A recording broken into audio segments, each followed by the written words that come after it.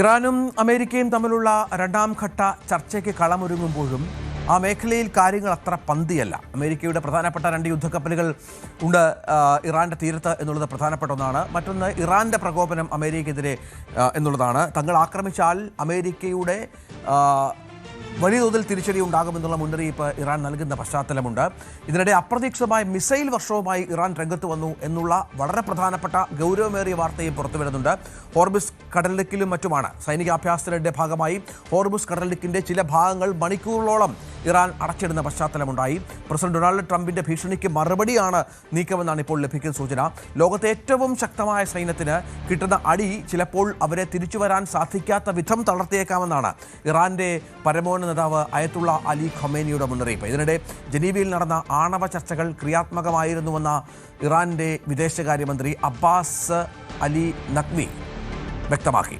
അജയ് സുധാബിജു വിവരങ്ങളുമായി ചേരുകയാണ്. അജയ്, നമ്മൾ ഒരു തലത്തിൽ സമാധാനം പുരോഗമിക്കുന്നു, സമാധാന ശ്രമങ്ങൾ പുരോഗമിക്കുന്നു, പക്ഷേ മറ്റൊരു തലത്തിൽ പരസ്പര സംഘർഷങ്ങൾ മൂർച്ഛിക്കുന്നു. ഇതൊരു പക്ഷേ ആദ്യമായിരിക്കാം റഷ്യ യുക്രൈൻ സംഘർഷത്തിൽ പോലും സമാധാന ശ്രമങ്ങൾക്കിടയിൽ ആക്രമണം നടത്താൻ തയ്യാറായിരുന്നില്ല. ഒപ്പം നമുക്കറിയാം ഇസ്രായേലും പലസ്തീൻ സംഘർഷത്തിൽ പോലും പലപ്പോഴും ഇത്തരം വിഷയങ്ങളിൽ ഒരു അനുരഞ്ജനം ഉണ്ടായിരുന്നു. ഇതിപ്പോൾ രണ്ട് കൂട്ടരും കടുപ്പിക്കുകയാണ്, പക്ഷേ സമാധാനമെന്ന് മറ്റൊരു തലത്തിൽ പറയുകയും ചെയ്യുന്നു. ഈ ഇരട്ടത്താപ്പ് സംഭവിക്കുന്നത് എന്തുകൊണ്ടാണ്? തീർച്ചയായിട്ടും ഇറാനും അമേരിക്കയും ഒരിക്കലും പരസ്പരം വിട്ടുകൊടുക്കില്ല എന്നൊരു നിലപാട് തന്നെയാണ് ഇക്കാര്യത്തിൽ സ്വീകരിച്ചിരിക്കുന്നത്. US-ന്റെ ഭാഗത്തു നിന്നായിരുന്നു കഴിഞ്ഞ ദിവസം വലിയൊരു പ്രകോപനം വന്നത്. അതായത് ഈ സമാധാന ചർച്ചകൾ അത് പുരോഗമിക്കുന്നതിനിടെ ട്രംപ് ഒരു പ്രകോപനപരമായിട്ടുള്ള പ്രസ്താവനകൾ നടത്തി. അതായത് 2ാം റൗണ്ട് ആണവ ചർച്ചകൾ അത് നല്ല രീതിയിലല്ല മുന്നോട്ട് പോകുന്നതെങ്കിൽ ഇറാനിലുള്ള അവരുടെ ആണവ കേന്ദ്രങ്ങൾ തങ്ങളുടെ B-2 ബോംബറുകൾ ഉപയോഗിച്ച് നശിപ്പിക്കും എന്നൊരു ഭീഷണി അത് ട്രംപ് കഴിഞ്ഞ ദിവസം നടത്തിയിരുന്നു. അപ്പോൾ അതിന് മറുപടിയായിട്ടാണ് ഇറാൻ ഇപ്പോൾ രംഗത്ത് വന്നിരുന്നത്. അതായത് അടിച്ചാൽ ഒരു മടിയും കാണിക്കില്ല, തിരിച്ചടിച്ചിരിക്കും എന്നാണ് ഇറാന്റെ നിലവിലെ ഒരു പ്രവൃത്തി കൊണ്ട് അവർ ഉദ്ദേശിച്ചിരിക്കുന്നത്. അതായത് ഹോർമുസ് കടലിടുക്കിലേക്ക് വലിയൊരു മിസൈൽ വർഷം നടത്തി അത്തരമൊരു വലിയ സൈനിക അഭ്യാസത്തിലേക്കാണ് അവരിപ്പോൾ കടന്നിരിക്കുന്നത്. ഈ ഹോർമുസ് കടലിടുക്ക് എന്ന് പറഞ്ഞാൽ നമുക്കറിയാം ലോകത്തിലെ തന്നെ എണ്ണ വ്യാപാരത്തിന്റെ 20% നടക്കുന്നത് ഈ കടലെടുക്ക് വഴിയാണ്. ഈ കടലെടുക്ക് മണിക്കൂറുകളോളം അടച്ചിട്ടുകൊണ്ടാണ് ഇറാന്റെ ഈ സൈനികാഭ്യാസം ഈ സമയത്ത് നടന്നത്. ജനീവയിൽ വെച്ച് ഈ 2ാം റൗണ്ട് ആണവ ചർച്ചകൾ ഒരു ഭാഗത്ത് പുരോഗമിക്കുന്നു. അതിനിടയിലാണ് ഇറാന്റെ ഇത്തരത്തിലുള്ള മിസൈൽ വർഷം നടത്തിയുള്ള സൈനികാഭ്യാസം. ഇത് അമേരിക്കയുടെ ഇവിടെ എബ്രഹാം ലിങ്കൺ ഉൾപ്പെടെയുള്ള യുദ്ധക്കപ്പലുകൾ മേഖലയിൽ സ്ഥിതി ചെയ്യുന്നുണ്ട്. എന്നാൽ അതിനെയൊന്നും കേന്ദ്രീകരിച്ചായിരുന്നില്ല ഇത്തരം ഒരു മിസൈൽ വർഷം എന്ന് പറയുന്നത്. കടലിന്റെ വിവിധ ഭാഗങ്ങളിലേക്കാണ് ഇത്തരമൊരു ആക്രമണം നടത്തിയത്. ഇറാന്റെ തന്നെ വാർത്താ ഏജൻസിയായിട്ടുള്ള തസ്നിം അവർ തന്നെ പറയുന്നതെന്ന് പറഞ്ഞാൽ ഈ ഹോർമുസ് കടലിടുക്കിൻ്റെ വിവിധ ഭാഗങ്ങൾ കേന്ദ്രീകരിച്ച് ഇറാൻ സൈനികാഭ്യാസം നടത്തി അത് കൃത്യസ്ഥാനങ്ങളിൽ പതിക്കുകയും ചെയ്തു എന്നാണ് ഈ തസ്നിം വാർത്താ ഏജൻസി റിപ്പോർട്ട് ചെയ്യുന്നത്. അതുപോലെ തന്നെ ഇറാന്റെ പരമോന്നത നേതാവായിട്ടുള്ള ആയത്തുള്ള അലി ഖമനയുടെ പ്രസ്താവന കൂടി ഈ സൈനികാഭ്യാസത്തിന് പിന്നാലെ പുറത്തു വരുന്നുണ്ട്. അതായത് ട്രംപിന്റെ കഴിഞ്ഞ ദിവസത്തെ ഭീഷണിക്ക് ഒരു ചുട്ട മറുപടി തന്നെയാണ് ഖമനയി പറഞ്ഞത്.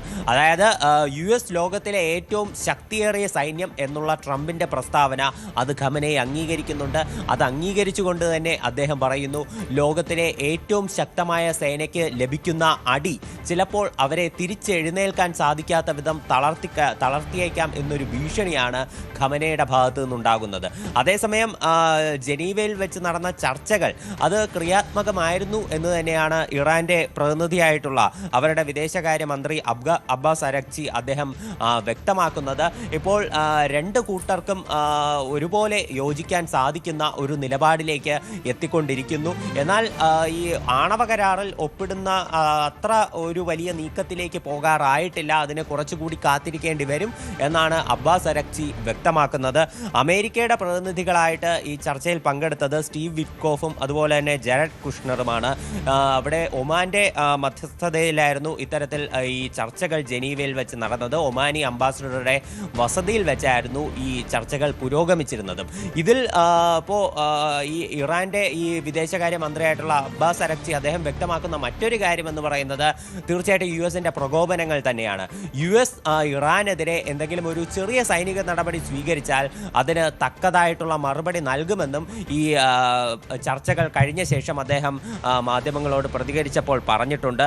അതുപോലെ തന്നെ ഇറാന്റെ ഒരു ആണവ പദ്ധതി എന്ന് പറയുന്നത് സമാധാന നീക്കങ്ങൾക്കായിട്ടുള്ള ആണവ ഗവേഷണങ്ങൾ അത് മുന്നോട്ട് കൊണ്ടുപോകുന്നതിൽ നിന്ന് ഇറാനെ തടയാനാകില്ല എന്നൊരു സന്ദേശം കൂടി അബ്ബാസ് അരക്ചി ഈ മാധ്യമങ്ങളോട് പ്രതികരിക്കുന്നതിനിടെ പറഞ്ഞിട്ടുണ്ട്. എന്തായാലും ഈ സമാധാന ചർച്ചകൾ പുരോഗമിക്കുന്നതിനിടെ തന്നെ സംഭവിച്ച വലിയൊരു പ്രകോപനം തന്നെയാണ് ഇറാന്റെ ഭാഗത്തു നിന്നുണ്ടായത്.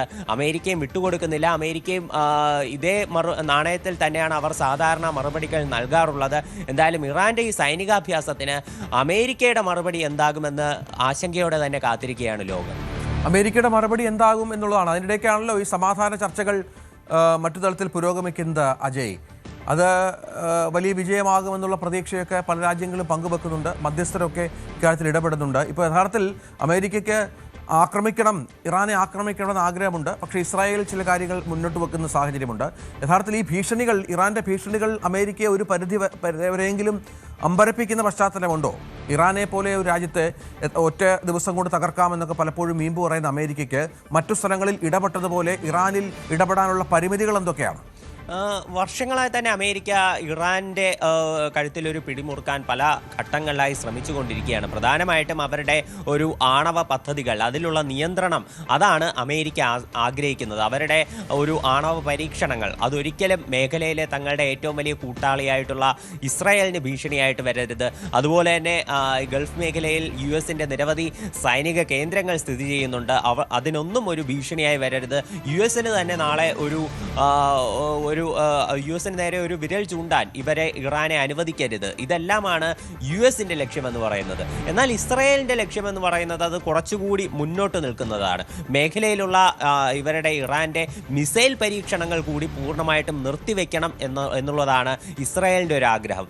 അത് ഒരുപക്ഷെ ഈ ഗാസയിൽ ഉൾപ്പെടെ ഇസ്രായേൽ നടത്തുന്ന ഇടപെടലുകൾ അതിൽ തങ്ങൾക്ക് ഒരു ഭീഷണിയായിട്ട് ഇറാൻ നാളെ മാറരുത് എന്നുള്ളൊരു മുൻകരുതൽ കൂടി ഇസ്രായേലിനുണ്ട്. ഇപ്പോൾ കഴിഞ്ഞ വർഷം നമുക്കറിയാം ഇസ്രായേലും ഇറാനും തമ്മിൽ വളരെ ഒരു വലിയ സംഘർഷത്തിലേക്ക് ഏർപ്പെട്ടിരുന്നു. അതിലേക്ക് അമേരിക്ക കൂടി ഇടപെടുന്ന ഒരു പശ്ചാത്തലമുണ്ടായിരുന്നു. വളരെ ഒരു ആശങ്കപ്പെടുത്തുന്ന സാഹചര്യമായിരുന്നു ആ സമയത്ത് ഉടലെടുത്ത് വന്നത്. അപ്പോൾ ഇത്തരത്തിൽ സമാനമായിട്ടുള്ളൊരു സാഹചര്യം നാളെ ഉണ്ടാകാതിരിക്കാൻ ഈ ഇറാന്റെ മിസൈൽ കേന്ദ്രങ്ങൾ കൂടി അതിനും ഒരു നിയന്ത്രണം കൊണ്ടുവരണം എന്ന് തന്നെയാണ് ഇസ്രായേലിൻ്റെ ആഗ്രഹം. അതുതന്നെയാണ് ഇപ്പോൾ ബെഞ്ചമിൻ നെതന്യാഹുവും ട്രംപുമായി നടന്ന ചർച്ചയിലും നെതന്യാഹു മുന്നോട്ട് വെച്ച പ്രധാനപ്പെട്ട ആവശ്യം. എന്നാൽ US ഇത്തരം കാര്യങ്ങളൊന്നും ആഗ്രഹിക്കുന്നില്ല. അവരുടെ മിസൈൽ കേന്ദ്രങ്ങൾ നശിപ്പിക്കുകയോ അല്ലെങ്കിൽ മിസൈൽ നിർമ്മാണത്തിൽ നിയന്ത്രണം വരുത്തണം എന്നും US ആഗ്രഹിക്കുന്നില്ല. US-ന്റെ പ്രധാനപ്പെട്ട ലക്ഷ്യം അവരുടെ ആണവ നിലയങ്ങൾ, ആണവ പരീക്ഷണങ്ങൾ, അതിനൊരു നിയന്ത്രണം കൊണ്ടുവരിക എന്നുള്ളതാണ്.